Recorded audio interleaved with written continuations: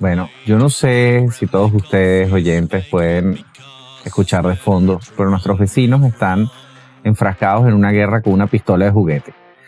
Eso nos da un buen marco para hablar un poco sobre la Segunda Guerra Mundial y algunas anécdotas muy curiosas sobre este conflicto que arrancó en 1939 y terminó en 1945. Este episodio hemos decidido llamarlo Cuentos de la Guerra y vamos a contar algunas curiosidades ocurridas en este periodo de tiempo en uno de los que fue uno de los eventos históricos más trascendentales de la historia y del siglo XX.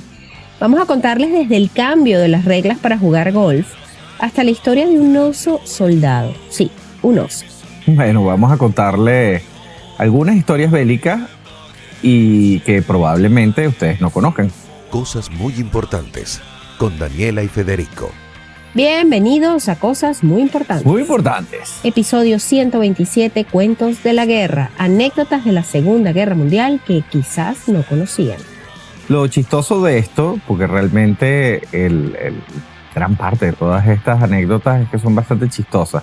Sí, agarramos episodios bastante ligeros dentro de lo que fue un conflicto terrible, sangriento y devastador, pero como fueron varios años, no dejaron de ocurrir ciertos eventos bien particulares, porque además hemos estado leyendo muchas cosas en torno a la guerra.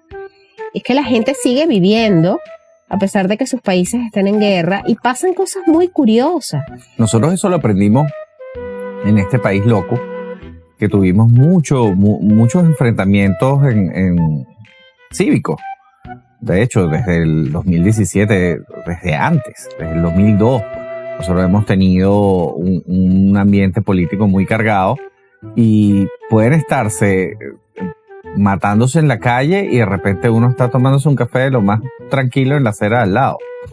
Aparte que cuando ocurren estas cosas, sobre todo eventos globales, ¿no? Como las guerras mundiales, que tantos países se involucran, tantos sectores se involucran personalidades, incluso de la farándula. Ocurren cosas bien curiosas. Sí, no podemos olvidar que la única vez que salió Elvis de Estados Unidos fue precisamente enrolado en el ejército. Exactamente. Terminó en Alemania. Exactamente. Y luego grabó la película, la de Love Me Tender, ¿no? Sí, y él no conoce precisamente a Priscilla en Alemania. En Inglaterra, ¿no fue que la conoció? Sé que no la conoció en Estados Unidos. Bueno. Ella era hija de un oficial. Exactamente, pero bueno, eso es parte de otra historia, eso no entra en esta. Eso fue un poquito después. Mira, pero antes de comenzar, vamos a agradecer a nuestro aliado comercial WeConnect, el mejor coworking de Caracas y de Santo Domingo, un espacio de trabajo compartido maravilloso donde además pueden hacer networking y con todas las comodidades. ¿Dónde están ellos? Ubicados en Caracas, están en el Centro Lido, en el piso 12 y próximamente en el piso 15. Y en Santo Domingo, en el Centro Comercial Blue Mall. También vamos a agradecer a nuestros 37 mecenas en Patreon, que son nuestros amigos muy importantes, que además forman parte de nuestro exclusivo grupo de WhatsApp muy importante. ¿Qué pueden hacer ustedes para formar parte de este grupo de gente tan querida y tan especial para nosotros? Suscríbanse, se pueden suscribir gratis a patreon.com/cosas muy importantes. Si les interesa después pueden sumarse a alguno de nuestros planes desde $3 mensuales. Hoy, por ejemplo, yo les mandé en el chat un video que encontré que es francamente aterrador. Bueno, pero no lo spoileé. Si ustedes quieren ver ese video, métanse en nuestro Patreon muy importante, se suscriben a alguno de nuestros planes y pueden formar parte de nuestro selecto grupo de WhatsApp. Sí, pues ustedes saben, bueno, vamos a empezar. ¿Quiénes somos nosotros? Pues hay gente que a lo mejor está llegando hoy. Bueno, bienvenidos. Esto es Cosas Muy Importantes, un podcast de historia curiosa, misterio, terror, un poco de, no sé, de conspiración. Sí, la conspiración va por cuenta mía. Exacto. Somos un podcast que ya estamos próximos a cumplir 4 años. Tenemos ya 127 episodios, sí, más de 310.000 ya va a entrar en primer grado. Exactamente, más de 310.000 descargas, señores. Y bueno, gracias a todos por la receptividad. Federico y yo somos esposos. Yo soy periodista, Fede es abogado. Y entre todas las cosas en común que tenemos, aparte de nuestros 3 hijos y un montón de responsabilidades. Dios mío, las responsabilidades. Sí, tenemos también en común el gusto por estos temas curiosos. Sí, en particular sobre la historia. Uh-huh. De vez en cuando nos metemos en algo actual, pero generalmente nos quedamos hacia la historia porque realmente es más seguro hoy en día hablar sobre la historia que hablar sobre lo que está sucediendo, porque no tenemos ni idea realmente de qué es verdad y qué es mentira en las redes hoy en día. Así es. Entonces nosotros hurgamos un poquito en la historia porque además nos permite también entender un poco el presente y de alguna manera anticiparnos, ¿no? Hemos hecho algunos episodios de videntes. Exacto. Llenitos de oye, especulación. hablando de videntes precisamente, Uh-huh. por ahí la pegó Nostradamus. Ahí fíjense, ahí el rey de Inglaterra está malito. Sí, nosotros en el episodio de predicciones para este 2024 estuvimos comentando algunas cosas muy curiosas que predijo Nostradamus y Baba Vanga, que es como la Nostradamus de los Balcanes. Y entre las cosas que decía que el rey iba a abdicar y iba a quedar uno de sus hijos. Y a nosotros nos pareció extraño porque dijimos, bueno, pero si el rey acaba de tomar la corona. Ay, pero yo me reí mucho con un meme. Yo sé que uno no se puede reír de las desgracias, pero No. Era Bad Luck Brian con la cara del rey, que dice que tenía años esperando que le pongan la corona y le da cáncer. Pobrecito el rey. Pero bueno, ya veremos en qué termina eso y si Nostradamus tenía razón o no. Pero bueno, vamos a comenzar con el episodio de hoy, que creemos que esto se puede convertir en una serie porque cuentos curiosos de la guerra hay miles. Pero decidimos enmarcarlo en la Segunda Guerra Mundial. Porque bueno, aparte de que es un tema que nos fascina, hay de verdad unas curiosidades muy particulares que yo no conocía y que leyendo y estudiando un poco para este episodio dije, esto tenemos que hablar. Aparte, históricamente, el mundo estaba transformándose, pero todavía había cierta caballerosidad de los tiempos pasados. Era una mezcla entre la modernidad actual, el hombre moderno, que es tan pragmático, y por otro lado tenías hombres que estaban completamente comprometidos a unas causas, sí. Sí, es cosa que se y a unos ideales y unos valores, y sí, es una cosa como que se ha perdido un poco, ¿no? Sí, y uno bromea mucho como que esos hombres de antes. Eso no es mentira. Eso no es mentira. Ahora, fíjense. Hablando de hombres de antes. Clark Gable. ¿Ustedes se acuerdan quién es Clark Gable? Era este actor que tenía las orejotas. Era orejón Clark Gable. El de las orejotas y el bigote de lápiz. Él estuvo en Lo que el viento se llevó, ¿no? Por supuesto. Claro. Tiene aquella legendaria frase de que, honestamente, querida, me importa un demonio. Así, traducida en perfecto español. Sí. Mira, sí. Clark Gable se enroló en las Fuerzas Aéreas Americanas el 12 de agosto de 1942, pero él lo hizo producto de una depresión provocada por la muerte de su esposa, la actriz Carol Lombard. Ella falleció víctima de un accidente de aviación en las montañas de Potosí, en Nevada, en enero de ese mismo año, y en agosto él estaba tan deprimido y él quería morir que él decía, bueno, voy a hacer ya lo que sea con mi vida, me voy a enlistar.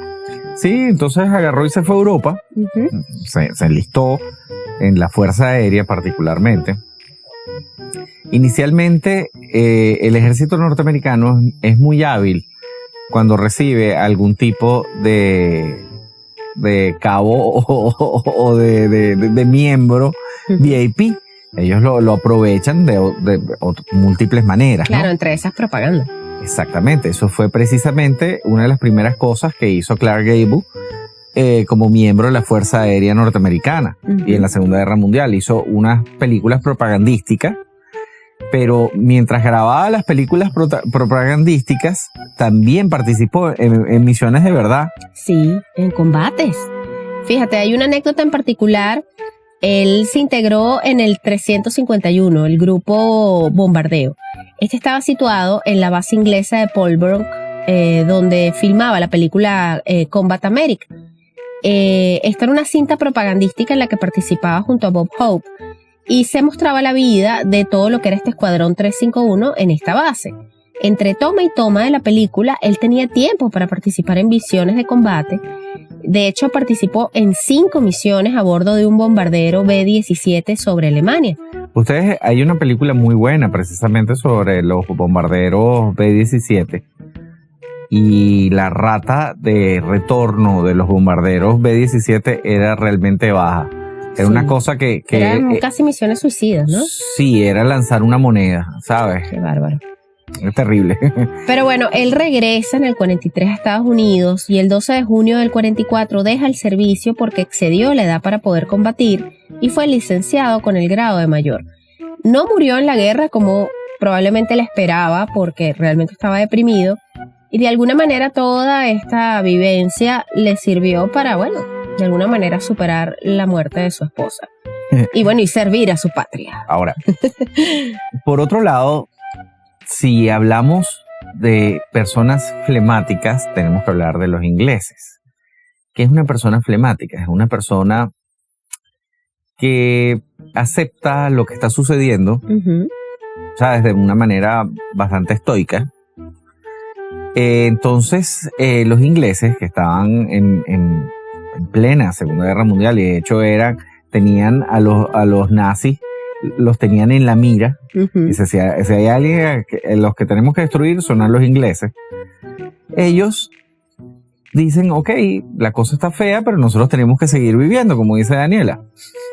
Así que ellos, para poder seguir jugando golf, muy importante, particularmente en un club que tiene ya prácticamente siglos, décadas, uno de los clubes más emblemáticos y pretenciosos de toda Inglaterra de golf, el Richmond Golf Club.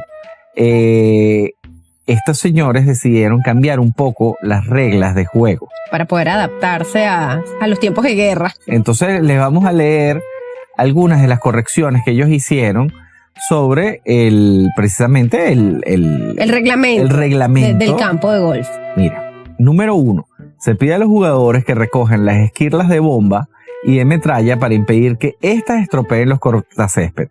Muy importante. Mira, en los torneos, durante los tiroteos o bombardeos, los jugadores pueden buscar refugio sin ser penalizados por interrumpir el juego. Ante todo, manténgase a salvo para que pueda seguir jugando. Número 3. Tercero, la posición de lo que se sabe son bombas de explosión retardada está marcada con banderas rojas situadas a una distancia aproximada, pero no garantizada de dónde se encuentren. Así que mosca. Número 4. La metralla o esquirlas de bombas situadas en las áreas cegadas a rasgo en los búnkers a la distancia de un palo de la bola se pueden mover sin penalidad. Y tampoco se incurrirá en penalidad si una bola es movida accidentalmente por esa causa. Quinto.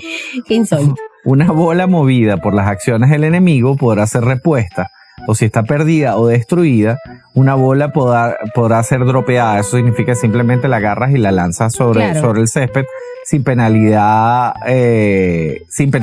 Eso sí, no la puedes acercar al agujero. Claro, que todo sea a fines de supervivencia y no de trampa. Muy importante. Deben haber más de uno que debe haber aprovechado esta regla. Claro, para hacer trampa en el golf. Número 6. Una bola que repose en un cráter de bomba puede ser levantada y dropada sin acercarse al agujero, respetando la línea con el agujero sin penalidad. Y séptima y última, un jugador cuyo golpe sea afectado por la explosión simultánea de una bomba podrá jugar otra bomba desde el mismo lugar. O sea, otra bola, ¿no? Desde el mismo lugar.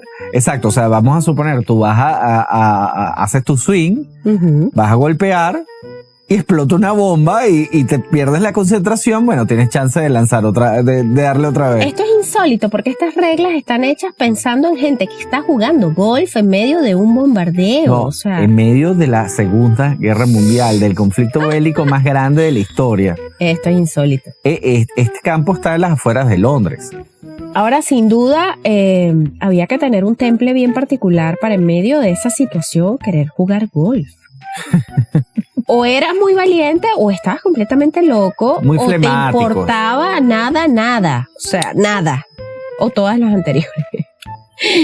Mira, sabes que durante la guerra, pues los hombres, todos eran llamados al frente a luchar. Entonces los puestos de trabajo fueron tomados principalmente por mujeres que tuvieron que, pues, continuar con el trabajo que venían haciendo muchos hombres en las industrias. Recordemos que, pues, venía toda esta era de la revolución industrial, o sea, entonces, se necesitaba esa mano de obra. Se quedaron las industrias, se quedaron sin trabajadores. Exacto. Y tuvieron que llamar a trabajar a casi 6 millones de mujeres, a las que se les denominó rositas. Las rositas. Estas desempeñaban los mismos trabajos que los hombres. Se calcula que unas 37,000 de ellas fallecieron debido a accidentes laborales y que otras 210,000 sufrieron percances cuya consecuencia fue algún tipo de invalidez. Entonces, ¿qué ocurrió? Mira, una empresa de Pensilvania especializada en la creación de ropa de trabajo y equipos de seguridad industrial, llamada Wilson Goggles, creó lo que se llamó el soft bra. Estos eran safety bra. El safety bra, exacto.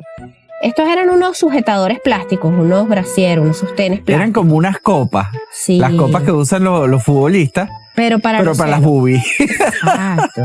Estos prevenían y aseguraban la zona pectoral de las mujeres que trabajaban con maquinaria pesada, las que soldaban, las que realizaban cualquier tipo de trabajo que pudiera causar lesiones en sus pechos. El material que utilizaron para la fabricación era rígido, fueron dotados de varios agujeritos para la ventilación, para que pues la piel pudiera transpirar. Probablemente esto fue una tortura de usar. Sin embargo, fueron publicitados como un gran invento por el gobierno americano y se crearon campañas publicitarias para incentivar su uso entre las mujeres trabajadoras. De hecho, vamos a postear en nuestras redes sociales las imágenes de esta prenda bien particular para que las mujeres que tenían que tomar estos puestos de trabajo pues pudieran cuidar sus senos con estos sujetadores horrorosos.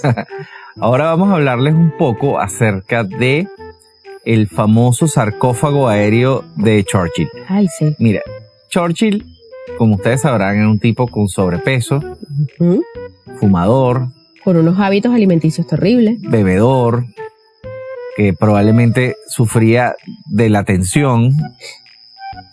Así que, al parecer, se le hacía muy peligroso montarse en aviones. Oye, no lo había pensado nunca, pero es verdad. Y aparte tenía cierta edad, ¿no? Entonces, los ingleses se les ocurrió crear como una especie de cápsula en la cual podían mantener la presión atmosférica del pasajero de Churchill por bajo, o sea, que no sintiera la altura. Exacto.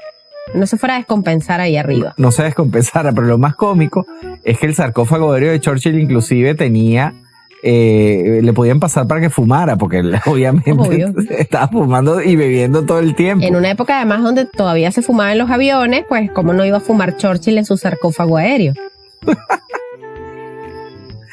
Ahora, fíjense un poquito, recordarles cómo eran los hábitos de Churchill, ¿no? Uy, terrible. Este era un tipo que dormía pequeñas siestas. O sea, él no dormía 8 horas corridas. 8 horas corridas, ni mucho menos. Trabajaba hasta altas horas de la madrugada. Dormía como 4 horas y se paraba. ¿Se acuerdan la película de Churchill que hizo Gary Oldman? Gary Oldman. Buenísimo. Que desayunaba con whisky. Y sí, tocino. Whisky tocino. Exactamente. Bueno, el problema con este sarcófago aéreo es que pesaba demasiado y al final decidieron que era demasiado. Era poco práctico. Era poco práctico y decidieron, o sea, inclusive al principio intentaron montarlo en los aviones ingleses y no cabía y adquirieron un avión norteamericano para tratar de meter el sarcófago, pero también les daba problemas, así que esto es una leyenda bélica, pero no es verdad. O sea, nunca lo llegó a usar. Nunca lo llegó a usar. Ah, mira tú. Pero estaba diseñado. Estaba diseñado, sí, señor. Estaba listo pero fue poco práctico. Mira, otra cosa que se dice que ocurrió, pero no hay realmente evidencia de que esto haya pasado. Sin embargo, quedó como una anécdota bélica muy, muy curiosa, que ha pasado casi como una leyenda urbana. Es la de Roosevelt y el automóvil de Al Capone. Sí, señor. La utilización de la limusina de Al Capone por el presidente americano Roosevelt es de esas leyendas que todavía circulan en la red y que a pesar de que algunos medios estudiosos de todo lo que es la Segunda Guerra Mundial han intentado desmentirlo, pues eso sigue rondando por ahí, ¿no? Sí, recordemos que cuando el gobierno norteamericano ataca a alguien, en el caso de Al Capone, él cae preso precisamente por un tema de impuestos. Exacto. El fisco decomisa todos los bienes de Al Capone. Los bienes, precisamente. Entre los bienes estaba esta famosa limusina. Pero fíjate, según la historia oficial, el día 7 de diciembre del 41, Japón lanzó el ataque contra la base militar americana de Pearl Harbor, y como consecuencia, en las horas posteriores del ataque, Estados Unidos le declaró la guerra el día 8 de diciembre. Para hacer esta declaración, Roosevelt necesitaba que el Congreso la aprobara, por lo que se preparó un discurso para presentarlo a la Cámara.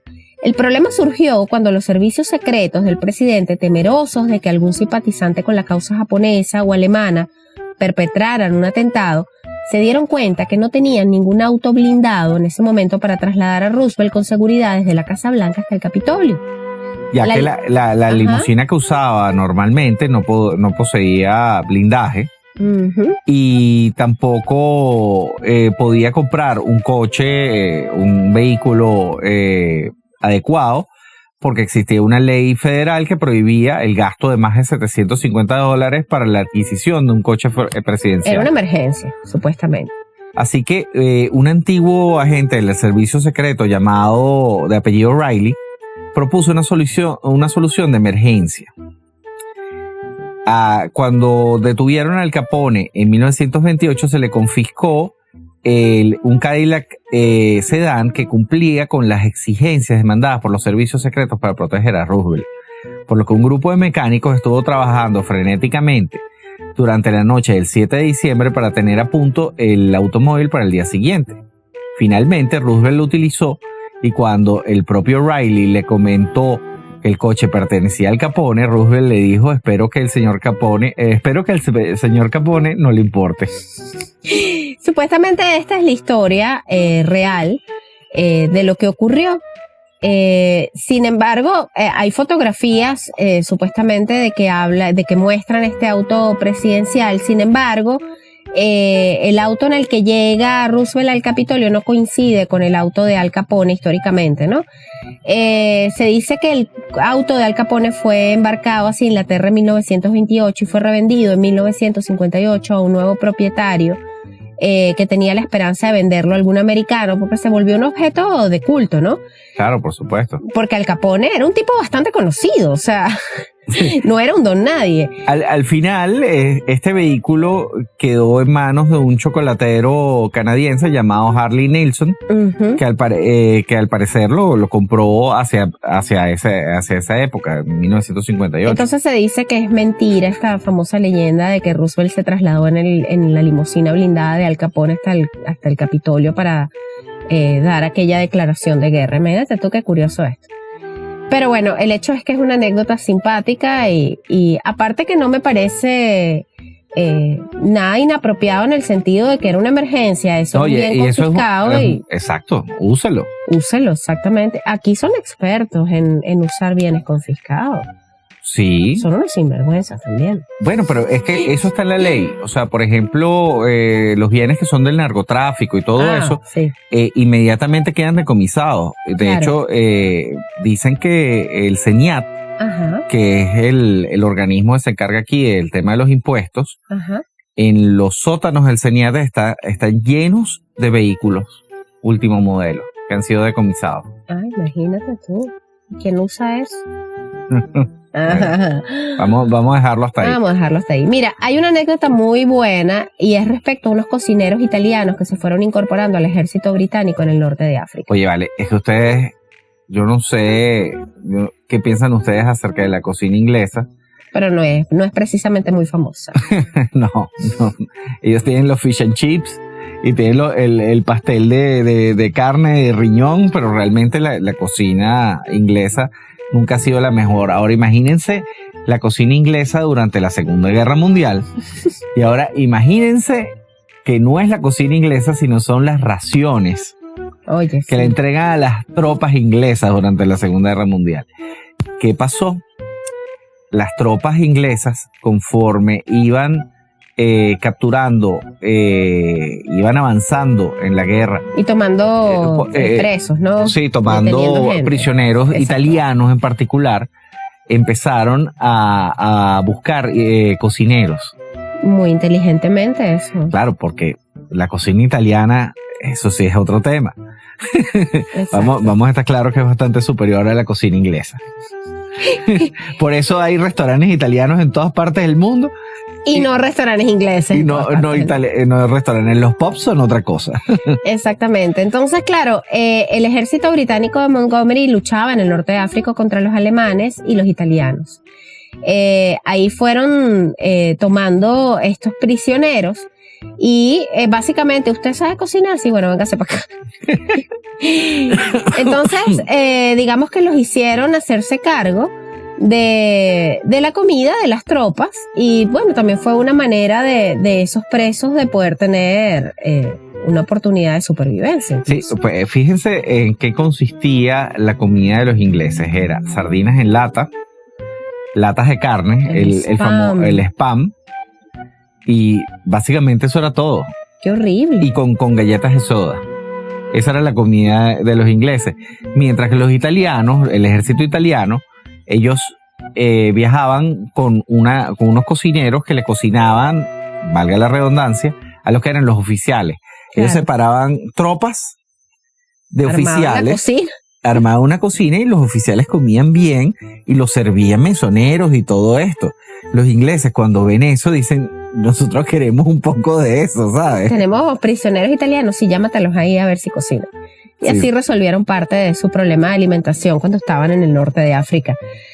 Ahora bien, fíjate, en una de las ocasiones en que se encontraron el mariscal Zhukov y el general Eisenhower, el soviético le explicó la manera que tenían de sortear los campos de minas. Bueno, nosotros hemos hablado mucho acerca del desprecio por la vida humana que siempre ha tenido Rusia. Oye, esto no es del comunismo, esto es histórico. O sea, los zares despreciaban. Es innato de ellos. Sí. Es innato. Fíjense, ¿cómo resolvió el famoso mariscal Zhukov? Yo no sé si ustedes saben quién es el mariscal Zhukov, pero hay una serie o una película que se llama La muerte de Stalin. Ah, buenísima. El mariscal Zhukov era así como el gran héroe de la Unión Soviética, el gran héroe militar. Era un tipo que tenía medallas guindadas por todas partes. Ya le tenían que hacer otro uniforme para guindar el resto de las medallas. Entonces, bueno, le explicó al general Eisenhower lo siguiente. Cuando llegamos a un campo de minas, nuestra infantería ataca exactamente igual que si no hubiera minas. Las pérdidas que sufrimos por las minas antipersonal las consideramos iguales a las que hubiésemos sufrido por las ametralladoras y la artillería. Si los alemanes hubiesen optado por defender aquella zona en particular con efectivos militares en vez de minas, es simplemente agarraban y se encontraban un campo de minas y le decían a los soldados, marchen. Corran. Y era más complicado que eso, porque el contingente de militar ruso o soviético ponía en la retaguardia a unos que le apuntaban a los que estaban adelante. Si tú te devolvías, te daban un tiro. O sea, que ahí era ir a morir. Lo hablamos precisamente de... O sea, o te disparaban o te volaba una mina o tenías mucha suerte y seguías. Hablamos de cómo es la literatura. Ah, sí. ¿Cómo es que era la cosa? Hay un meme muy simpático que habla de que en la literatura inglesa se puede resumir en muero por el honor, la literatura francesa muero por el amor, la americana muero por la libertad y la rusa muero. Yo simplemente muero. Yo muero. Y la latinoamericana, alguien lo complementó, dijo, a mí me matan. Pero bueno, no había ninguna estrategia bélica de inteligencia detrás del tema de las minas, era simplemente corre, si te vuelve una mina, bueno, no importa, cuentas como si te hubiesen matado exactamente una metralla y es lo mismo. Ahora, nosotros sabemos que los generales generalmente se mantienen alejados de los campos, de lo que es el campo de guerra. Claro. Sobre todo en la era militar moderna. Ellos generalmente están apartados, pero hay una anécdota muy interesante de que el general Dwight Eisenhower disparó su pistola reglamentaria una sola vez durante la Segunda Guerra Mundial. Ay, sí. ¿Y qué fue lo que disparó? Esto ocurrió en Italia. Ok. Estando en el cuartel general, entró en el baño y se encontró una rata y le disparó. Esa fue la única bala que salió de la pistola reglamentaria de Eisenhower. De Eisenhower. Que por cierto, a Eisenhower le hicieron pipí encima. Oye, ese cuento es buenísimo. Los tripulantes que posteriormente iban a lanzar la bomba atómica. Uh-huh. La tripulación del Enola Gay está llena de anécdotas, pues al parecer era como un grupo muy selecto de pilotos que trabajaban siempre en conjunto, era la tripulación. Y a ellos les encargaron precisamente transportar al general Eisenhower. Y uno de ellos fue a hacer pipí y los aviones tenían como una especie de manguera. Claro. En el cual pues, tú podías hacer pipí, pero al parecer la manguera estaba funcionando mal y cuando uno de la tripulación fue a hacer pipí, el pipí le cayó encima, fue al general Eisenhower. ¿Tú orinar a Eisenhower durante la Segunda Guerra Mundial? Bueno, gracias a Dios no disparó su arma reglamentaria por una segunda vez. Mira, hay una anécdota que habla del violinista de Stalingrado. Fíjense, bien se ha dicho que la música mansa a las fieras y eso es lo que debió de pensar Goldstein al tocar su violín en Stalingrado y lograr un momentáneo alto al fuego. Es una historia bastante bonita. Esta historia es muy linda y es de esas treguas famosas durante las guerras que tú dices, oye, hay esperanza. En la noche vieja del año 1942, en la ciudad de Stalingrado, uh-huh, los combates, el combate de lo que es la batalla de Stalingrado entre tropas alemanas y soviéticas fue tremendamente cruento. El estrés de las tropas soviéticas se podía sentir. Uh-huh. Así que los oficiales deciden mandarle algo de diversión a las tropas en el frente, en las trincheras. Claro. Y unieron a un grupo de músicos, de bailarines y todo esto para que fueran a las tropas, fueran a alentar, claro, a las tropas. Uno de esos músicos era el violinista Boris Goldstein. Este llegó precisamente a las trincheras y muy impactado al ver las escenas dantescas, claro, que reinaban por todas partes, comenzó a tocar temas de folclore ruso. Pero finalmente, y aunque estaba completamente prohibido, empezó a tocar Bach. Uh-huh. Cuando acabó de tocar Bach, desde los altavoces que estaban en la parte alemana, del enemigo, exacto, una voz en ruso le dijo, por favor, toquen algo más de Bach, prometemos no disparar. Y Goldstein tocó otra pieza de Bach. Durante 1 hora y media se hizo una tregua en medio de la batalla de Stalingrado y fue por este violinista ruso que estuvo en las trincheras tocando Bach. Y recordemos que la batalla de Stalingrado es probablemente de las batallas más cruentas de la historia. Eso es otro nivel. Pero sabes que con esto de las treguas hay una anécdota muy curiosa que no entra dentro de este episodio particularmente porque no fue durante la Segunda Guerra Mundial, pero a mí me llamó la atención mucho cuando la supe, que fue la tregua que se hizo durante la guerra de Bosnia. Uh-huh. En ese momento estaba de moda en todo lo que era Europa la novela Cassandra, la novela venezolana Cassandra. Cassandra fue... ¡Cassandra! Bueno, para todos los fanáticos del mundo de las telenovelas y de la televisión, no es un secreto que la industria de telenovelas venezolana tuvo un apogeo impresionante. En los 90. En los 90. Y muchas de las telenovelas que salieron de aquí fueron famosísimas, fueron traducidas a no sé cuántos idiomas. Y Cassandra era una telenovela de una gitana. Sí. Y es de suponer que precisamente esa es una zona... De alguna manera caló. Esa es una zona de gitanos. Pero bueno, era una gitana muy tropicalizada, ¿no? Bueno, una disparate. Pero claro, al final era una novela venezolana, claro, ¿sabes? Exacto. Pero el hecho es que Cassandra fue tan importante que en esa guerra que fue tan sangrienta y tan cruel, hubo un momento de tregua para el episodio final de Cassandra. Paró todo, o sea, deténgase todo, que es el capítulo final de Cassandra. Increíble. Una cosa loca, pero Coraima Torres era la protagonista. Coraima Torres. Pero bueno, esas son esas anécdotas curiosas, así como está la tregua de Navidad famosísima de la Primera Guerra Mundial, Ajá. en que pararon, cenaron, cantaron villancicos. Ay, después de que pasaron las 12 fue listo. Vamos ¿Tú nunca has visto? a matarnos otra Había vez. una comiquita que era de Looney Tunes, creo, que era el perro ovejero Ujú. y el coyote, que llegaban y se quitaban el traje, se sentaban y eran amigos y después se volvía a poner el traje y se convertían en el perro ovejero y el coyote. Ay, sí, exacto, Bueno, tal cual. más o menos así fue. Me disculpan. Mira, vamos a contarles un poco acerca de lo que fue el Teatro del Pacífico. Ajá. La Segunda Guerra Mundial, precisamente hablamos de que fue mundial, porque fue mundial. Durante la campaña del Pacífico, muchas tribus locales ayudaron a los aliados en su lucha contra el ejército japonés. Ujú. Una de las tribus que ayudó a los aliados eran los Kachins.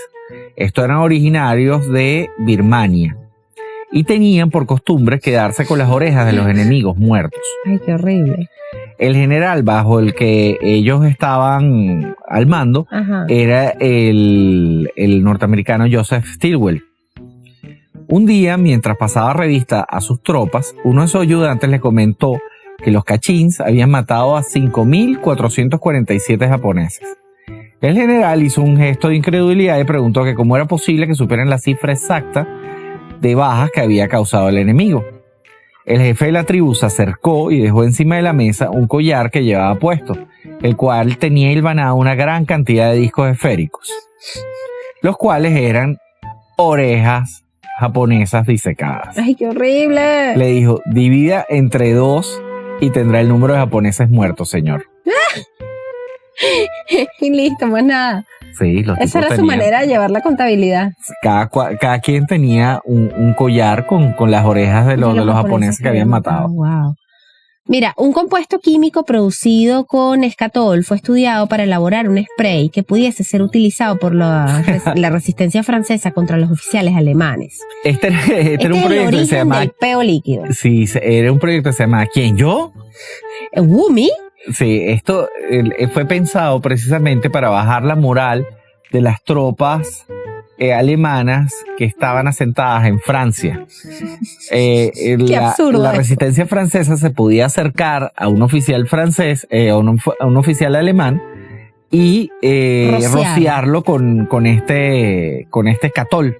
Exacto. Era un tubo grueso de plomo relleno de esta sustancia. Sí, como un gas pimienta, pero era una cosa de un spray de esta sustancia que olía a flatulencia. Exactamente. Ahora bien, ¿qué es lo que pasó? Resulta que era sumamente poderoso y una vez que abrías el tubito, todo el mundo quedaba hediondo a peo. Exacto. Entonces tuvieron que dejar de utilizarlo. Claro, porque entonces olían a peo los franceses, los alemanes. Todos. Horrible, horrible. Fíjense, el origen del peo líquido, señor. Sí, Tiene bueno, que ser este. no sé si es exactamente el peo líquido. ¿Tú te recuerdas la casa mágica? Los vendían. Claro. Eran como unas ampollas amarillas. Una cosa horrorosa. Mira, te voy a contar sobre los trucos de ilusionismo que utilizaron para evitar ser bombardeados en el mar. Ujú. Esto fue una cosa increíble. Jasper Maskelyne, que fue un prestidigitador inglés, fue contratado para realizar diversos trucos de ilusionismo y impedir que los aviones alemanes bombardearan los objetivos, ¿no? En junio del 41, él protegió el puerto de la ciudad egipcia de Alejandría de los bombarderos, construyendo una ciudad ficticia en Bahía Mariut. Más adelante consiguió hacer desaparecer el canal de Suez a los ojos de los aviones alemanes. ¿Cómo lo hacía? Mira, este señor para esto utilizó 21 focos estroboscópicos. Era un acto de ilusionismo, era una trampa visual. Y tengo entendido que aparte en un momento determinado contrataron artistas precisamente para Sí, pintar señor. los barcos. Pintaban los barcos con rayas. Para que no supieran la velocidad a la que iban. Exacto, entonces no podían calcular a que si el barco estaba lejos, cerca, venía rápido, estaba detenido, o sea, era una cosa loca. Y las imágenes de esos barcos pintados las vamos a publicar, son increíbles, parecen piezas de arte. Es lo que estábamos hablando, en un conflicto mundial Ujú. se necesitaba de todo, hasta artistas. Sí, de hecho se utilizaron incluso espejos rotativos que confundían a los pilotos. Se hicieron cualquier cantidad de artimañas, estaban los tanques inflables, ¿te acuerdas? Sí, Fue este mismo señor. Este mismo señor utilizó una serie de tanques, tanquetas de guerra, pero eran inflables. Sí, eran como los colchones, esos saltarines de los niños. De los parques infantiles. Bueno, de los parques. Ahora, fíjate, aquí hay una anécdota bastante interesante que involucra al general Patton. Antes de iniciarse la batalla de Ardenas, el general George Patton decidió no dejar ni un solo punto a la improvisación. Y aparte de revisar tropas, material y planes, pensó que no estaría de más pedir un poquito de ayuda a Dios que le ayudara con el tiempo, con la meteorología. Así que ni corto ni perezoso le ordenó al capellán James O'Neill que redactase una oración para pedir que hiciera buen tiempo. Al día siguiente, cuando amaneció totalmente soleado y los soldados americanos pudieron avanzar más de lo previsto, Patton condecoró al capellán con la estrella de bronce. Muy buena su oración, capellán. Felicitaciones. Dios lo escuchó. Eso es demasiado chave, ¿eh? Sí, Dios lo escuchó. Pero bueno, continuando con más anécdotas curiosas en este episodio que llamamos Cuentos de la Guerra, con anécdotas curiosas de la Segunda Guerra Mundial que quizás no sabían.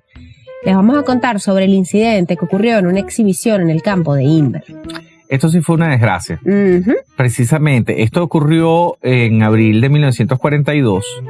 En el campo de tiro de Inver, en Inglaterra, se estaba realizando una exhibición de escuadrón de aviones Hurricane. Eran los aviones ingleses, ¿cómo se le dice? Aviones... Están los bombardeos y los que atacan, pues. Tanto nadar para morir en la orilla. Sí, señor, me desinflé. Bueno, resulta... Como un tanque de esos ficticios de los que hacía este otro señor. Ajá. Hacía muy mal tiempo y estaban haciendo una exhibición en la cual los aviones pasaban y atacaban una serie de blancos. Que eran unos maniquíes, que estaban como en orden de formación. Como no se veía bien, el escuadrón que estaba haciendo la exhibición se equivocó y en vez de disparar a los maniquíes, le disparó a todos los que estaban presenciando. A los mirones. A los mirones. Estamos hablando que hubo 25 muertos y 71 heridos. ¡Ay, qué horror! O sea, es una exhibición, qué absurdo. Sí, pero ¿quién hace una exhibición aérea durante una guerra? Claro. ¿Y quién va a verla? Exacto. O sea, ¿quién quiere ir a ver eso? Bueno, propaganda para que la gente se aliste. Estos han sido los mismos pendejos que estaban jugando golf. Exactamente. Mira, ¿sabes que el ejército ruso entrenó y utilizó perros para transportar cargas explosivas debajo de los tanques y vehículos alemanes, ¿no? Esto es demasiado chistoso. Sí. Ellos entrenaban a los perros, les ponían bombas y los entrenaban para que el perro corriera y se metiera debajo del tanque y explotaba. Bueno, estamos hablando de los rusos. Esto ¿sabes? no es chistoso, esto es horrible. Ajá, cuenta la parte chistosa, la parte por favor. chistosa es que como los perros los entrenaban con tanques rusos, el problema que tenían es que cuando un perro de estos veía un tanque ruso, se lanzaba a meterse debajo del tanque ruso. Claro, no se metía en el tanque y las enemigo. tropas tenían que matarlo antes de que llegara y se les metiera y les detonara el tanque de ellos mismos. Claro, entonces los perros se volvieron peligrosos para ellos mismos.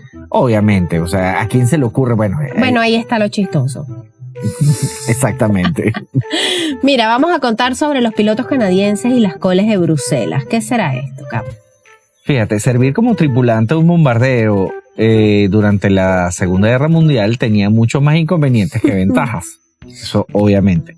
Pero si este hecho se le sumaba a hacerlo con la Fuerza Aérea Canadiense, entonces el tema se complicaba.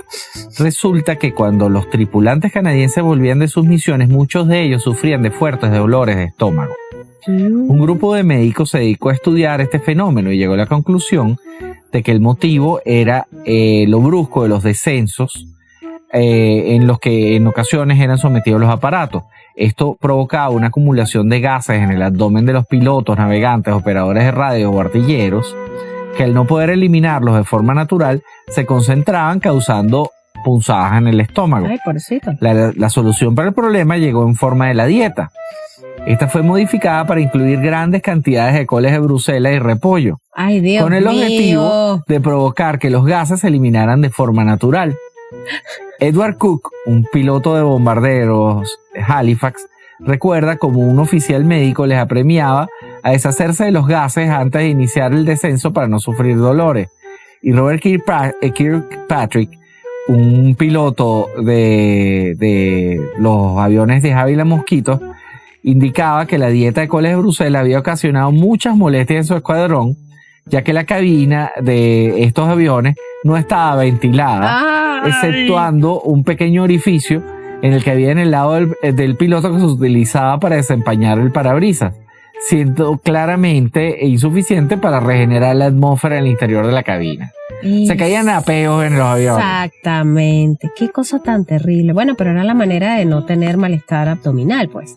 Es preferible perder un amigo que perder una tripa, señor. Esa es una frase muy cierta. Ay, qué horror. Mira, vamos a contarles algo de lo que les hablamos al principio del episodio. El cabo Wojtek. ¿Se acuerdan que les nombramos algo acerca de un oso? De un oso, precisamente. Bueno, esta historia es bastante curiosa y bastante triste, de hecho. Cuéntanos un poco de qué se trató esta curiosa historia que involucra un poco lo que fue Polonia, un oso soldado. A ver, ¿de qué va esto? Sí, tenemos que recordar que uno de los primeros eventos que abre lo que es la Segunda Guerra Mundial es la invasión de Polonia. Uh-huh. Que era lo que decía Woody Allen, que cuando escuchaba a Wagner le provocaba invadir Polonia. Ay, qué horrible. Sí, exacto. Pero bueno. El asunto es que Hitler y Stalin tenían un convenio con respecto a Polonia, pero al final Hitler lo traiciona. El asunto es que todos estos soldados polacos que inicialmente fueron apresados fueron liberados y no les quedó otra que dirigirse al Medio Oriente. Este grupo de soldados polacos fueron recibidos por las fuerzas del Reino Unido en Irán, uh-huh. Que era un país que en ese momento se mantenía neutral. Allí los soldados polacos se reorganizaron en 2 divisiones que serían destinadas al Líbano y a Palestina, donde se encontraban otras fuerzas de la resistencia polaca. Para ello les esperaba al primero una penosa marcha a través de los montes de Zagros. Esta es una cordillera que separa a Irán de Irak. Exactamente. Y ahí es donde se produce este extraño encuentro en el cual apareció un niñito kurdo que llevaba un saco en la espalda y en el saco tenía unos sesnos que estaba muy enfermo. Al parecer la mamá osa había sido muerta, había sido cazada, ¿no? Había sido asesinada por unos cazadores. Sí, este pequeño osito se encontraba en malas condiciones. Los soldados polacos les dio cosa, uh-huh. Ya que ellos venían, ¿sabes? De pasarlo mal. De pasarla muy mal. Los polacos generalmente la pasaban muy mal siempre. Sí, se encuentra con este muchachito al que le dan algunas golosinas. Y bueno, y lo atienden y hacen un trato con el niño. Sí, ellos les cambian, al final la leyenda dice que cambian al osito por una pluma. Exacto, por un bolígrafo. Lapicero, exacto, un bolígrafo. El chico, el niñito aceptó el trato y los soldados se llevaron al oso hasta Palestina. A partir de una botella de vodka improvisaron un biberón al que le daban, le alimentaron miel, al osito jarabe, le fueron dando cositas al oso y el oso fue mejorando. Sí. Cuando las divisiones llegaron a su destino en octubre, ya el osito había desarrollado un fuerte vínculo con sus niñeros. Claro. Wojciech Narewski, el oficial al mando de las fuerzas polacas, se llevó una buena sorpresa al ver al oso ya adolescente en el campamento, pero no quiso quitárselo a los soldados al ver que los ayudaba con la moral. Claro, o sea, se había convertido en una parte importante de ellos y si se los quitaba les iba a minar la moral. Dice que era como un perrito, le daban leche de una botella como si fuera un bebé, así que los soldados se sentían que eran los papás del oso. Confiaba en ellos y era muy amistoso. Además, el osesno compartía su mismo nombre, Wojtek. Wojtek, que significa guerrero sonriente. Es el significado de Wojtek. La presencia de WatchTech en el campamento obviamente no era el agrado de todo el mundo. A causa del calor de la región, el oso buscaba cualquier manera de refrescarse. Eso incluía destrozar las provisiones de cerveza, una bebida a la que desarrolló una notoria afición. Es decir, el oso aprendió a beber cerveza, señores. Sí. Y colarse en las duchas que aprendió a usar por sí mismo, Qué increíble. causando un fuerte descontento entre las otras unidades Claro, del tú te campamento. estabas dando un baño y aparecía el oso. Okay. Exactamente. Además, algunos soldados le adiestraron para gastar pesadas bromas a los nuevos reclutas. O sea, se volvió parte de la tropa, el pobre oso. Sí, a los que agarraba cabeza abajo haciéndoles creer que se los iba a comer. Ay. Sin embargo, su suerte cambió el día de que en una de sus incursiones en las duchas, WatchTech hizo salir despavorido un espía que se había infiltrado en el campamento. Como premio por su proeza, que probablemente era involuntaria porque al final era un oso, Exacto. se le asignó su propia ración de cerveza y tiempo de ducha ilimitado. O sea, ese oso lo que quería era beber cerveza y bañarse en paz. Dios mío, Ok. es yogi. Mira, el oso se integró completamente en este cuerpo, aprendió incluso a desfilar a dos patas. Los soldados jugaban lucha libre con él, le daban comida, alcohol. Debido a su gran peso nunca se emborrachaba, incluso le daban cigarros que él se los tragaba. Todo mal aquí, todo mal. Pero Hay bueno, fotos de este oso. hay ojo. fotos del oso, esto no lo estamos inventando. Esto no es como el carro de Al Capone, esto sí pasó. En 1944, las tropas polacas fueron llamadas a la guerra en Italia. A la hora de subir al barco que los llevaría a Italia, WatchTech, el oso, se encontró con un problema. El ejército británico no permitía mascotas a bordo. Pero WatchTech no era una mascota. Exacto. Pero los polacos, que no querían separarse de su compañero, encontraron una ingeniosa solución. Lo alistaron oficialmente como parte de la 22ª Compañía de Suministro de Artillería. Le dieron documentación y rango de soldado. Sí, era soldado raso WatchTech. Ay, chico. Incluso tenía su propia paga, uniforme y tenía su propia tienda de campaña. Ay, Al parecer, el encargado británico de supervisar las tropas consideró que el trámite burocrático estaba resuelto y lo dejó embarcar sin más. Según se dice, incluso le dio una palmadita en el hombro y le deseó buena suerte. Eso es demasiado inglés. Sí, ¿sabes? sí, sí. Good luck, lad. La batalla de Monte Cassino fue una de las más duras que se libró en el suelo italiano. Sí. Y la artillería aliada tuvo un papel fundamental. Durante la batalla, WatchTech, que había aprendido a imitar a sus compañeros humanos, a menudo... Claro, si WatchTech había aprendido que si él imitaba a los humanos se llevaba alguna recompensa. Entonces ayudó a transportar cajas de municiones porque obviamente era fuerte, era un oso. Era un oso. Y su resistencia fue una ayuda decisiva. Finalmente los aliados consiguieron tomar Monte Cassino con un papel destacado de las fuerzas polacas. Como reconocimiento, porque por supuesto hubo que darle un reconocimiento a WatchTech, fue ascendido al rango de cabo y la 22ª compañía adoptó como nuevo emblema la insignia de un oso transportando un proyectil. Se volvió el emblema de esta tropa, ¿no? Este oso continuó ayudando a transportar suministros hasta la captura de Bolonia en abril de 1945, que terminaría de desmembrar la resistencia fascista en Italia. Al terminar la guerra, muchos polacos decidieron no regresar a su país. Sí, porque estaba ya dentro de lo que era la órbita soviética. Exactamente. En vez, muchos de estos decidieron quedarse en los países de aliados, como lo eran el Reino Unido o Estados Unidos.